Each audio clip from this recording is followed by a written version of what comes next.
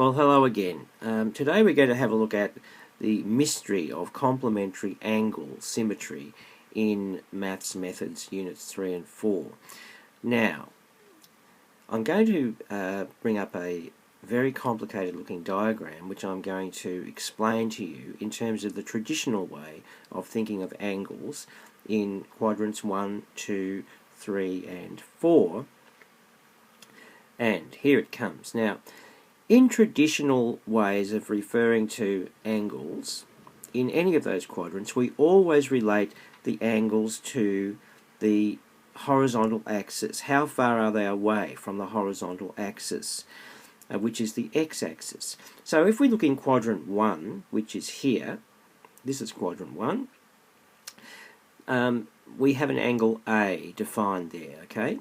So now if we take quadrant 2 over here, well, then we would think of the equivalent angle which would have the same value of sine, cos or tan as that first quadrant 1 angle would be this little angle in there would be A degrees, and therefore we would think of that angle as being 180 minus that A degrees. For example, if A was 30 degrees in quadrant 1, then we would think of this angle as being 180 minus 30, because that little angle which I've just shown you is identical, because the triangles are all identical in each of those 4 quadrants.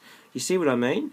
So in this quadrant here, you would think of this angle here, that angle also being A degrees. Sorry for my crummy writing here, but that angle, if the angle in quadrant 1 was 30 degrees, well then this quadrant 3 angle would be 180 plus 30, which would be 210. And that's the way you relate these angles always back to their quadrant 1 equivalent. So that's just to give you an example. We'll just do one now in quadrant 4. Say I said I want to get the tangent of 330 degrees. Well, I would say, okay, now that's quadrant 4, and in quadrant 4, if we think of our cast diagram, that's C, A, S, T, therefore in quadrant 4, we're looking at a negative for tangent. So, okay, so 330 degrees is 360 minus 30, which gives us a quadrant 1 equivalent of minus tan 30. Okay, that's the way we traditionally do it, but of course in complementary angles everything is all out the window, it's different. So here we go for another diagram to show you how complementary angles are done. Boo, look at that. Okay, now in this situation here, we think of an angle as being a certain distance away from the vertical axis, not the horizontal axis, the y-axis here. So, and then we relate that back to the original conventional angle in the first quadrant. So we call that A degrees, whatever it is. Now, I'll give you an example. Say we're going to do cos of 70 degrees. Okay, well then we think of, well, how far is that away from 90?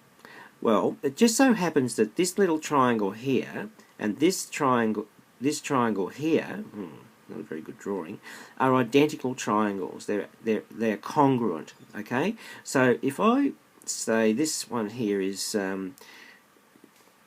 70 degrees is 20 degrees. That angle there is going to be 20 degrees away from 90 degrees. So therefore, if you think about that, the congruency of the triangles, therefore this angle in here has got to be also 20 degrees, because they're alternate angles and we've got parallel vertical lines, the y-axis and that blue line are parallel, and therefore if we think of the triangle in here, this angle here must also be 20 degrees, and therefore there is the complementary angle bit. Like we said, we wanted cos of 70, well it's going to relate back to an angle which is 20, and that's the complementary angle thing. But if you look at the way the triangles work, the cos of 70 degrees is going to be this one over that one, okay? It's going to be adjacent over hypotenuse.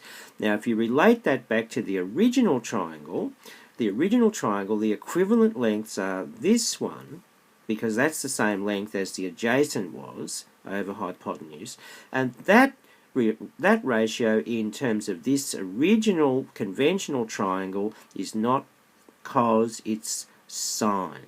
So that's how we do it. So therefore we can say that cos of 70 is the same as sine of 20. We don't have to worry about whether it's plus or minus in quadrant 1 because they're all positive in quadrant 1. So I hope I've sort of explained that reasonably clearly. You just have to think about the angle and its distance away from the vertical axis. Now, let's do another one. Okay, we'll do a quadrant 2 one. So say, for example, this angle here was 30 degrees, okay? We're going to say that. So if I said to you, I want you to work out sine of 120 degrees in terms of a complementary angle relationship, well, then you would immediately identify that distance of this is the angle here we're doing there. That's 120 degrees, okay?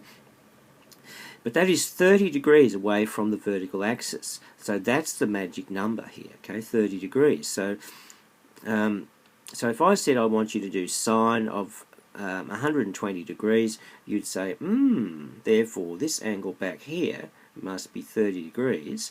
So therefore, sine of 120 degrees must be this length, which is the opposite, and this length, which is the hypotenuse, which in this quadrant here, relating it back, is equal to the big long length there over the hypotenuse, which is the same in this quadrant as cos. So therefore, we can say that therefore sine of 120 is going to be the same as cos of 30, and in this quadrant here, sine is positive, so therefore it's going to be positive cos of 30. Wow. Do you think you understood that? I really hope so, because it's very simple, okay? Will we do another one? Oh no, we'll go... Oh, what did I just do there? Wait a minute. Oh yes, here we are. Now, here it's all spread out for you in an incredibly complicated diagram, but nevertheless, it's all there. Now, you can see, if you look at this closely, I've written the CAST diagram for you, okay? And, there it is. Sorry about this, I'm having a bad day. But I think you'll get the message. Now, if you look at the relationships here, we can see that in this quadrant here, sine of a complementary angle gives cos. Cos of a complementary angle gives sine. And tan of a complementary angle gives you 1 over tan. Well, that's pretty interesting, isn't it?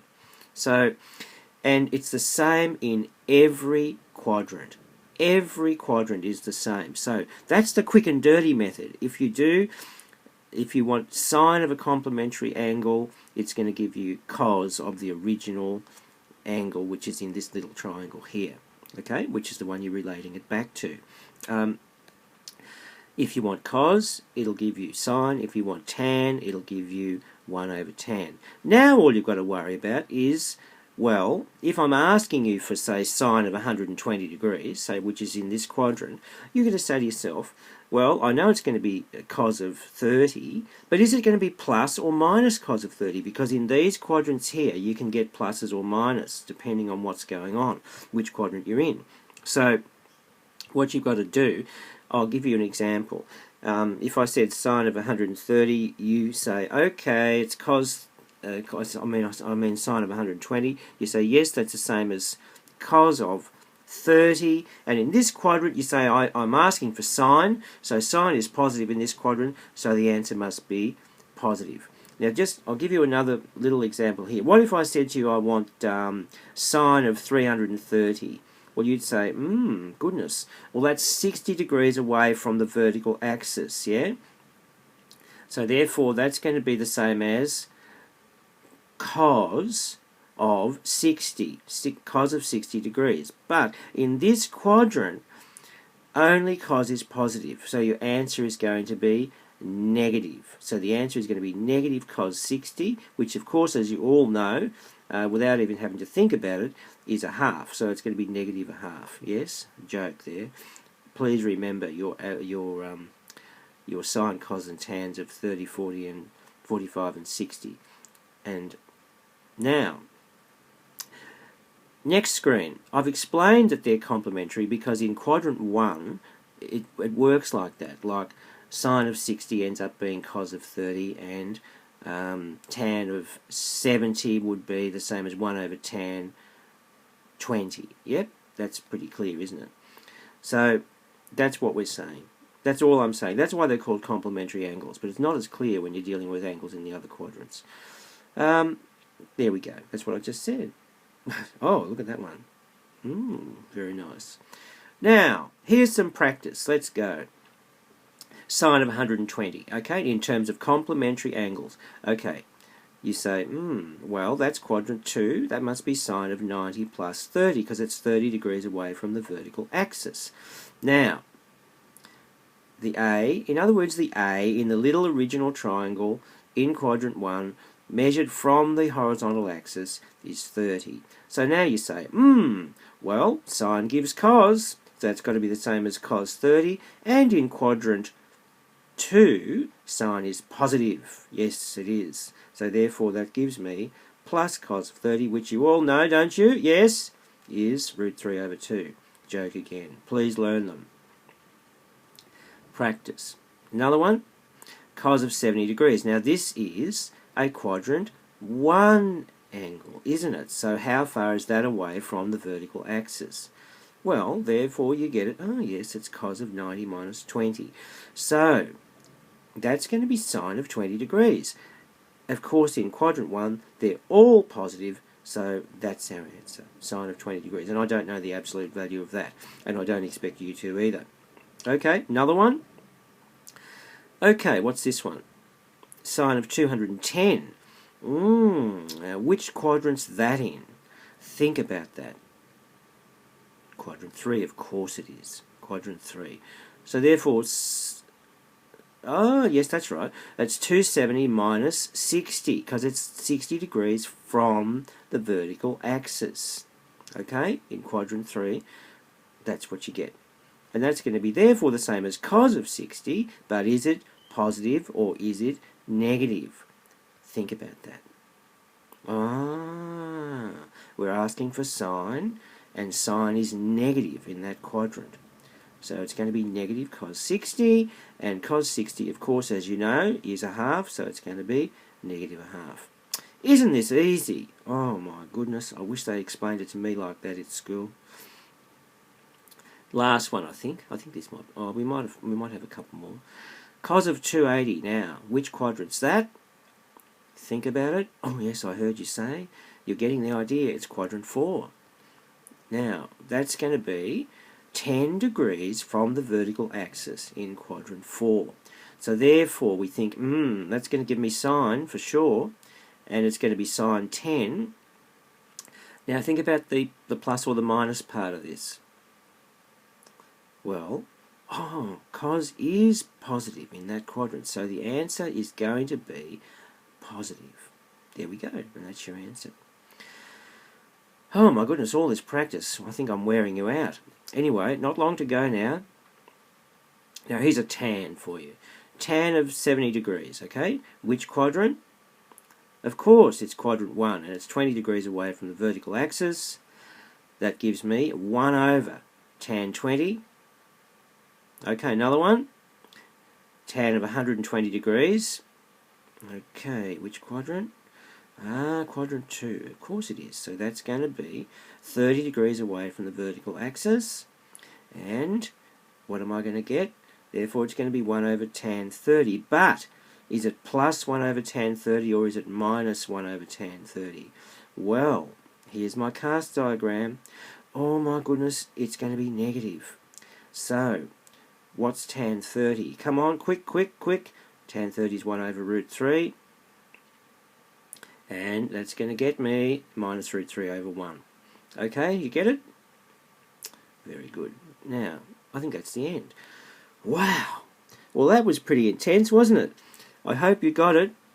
If you didn't, just go back and have another look, and you will get it. Okay, thank you very much, everybody.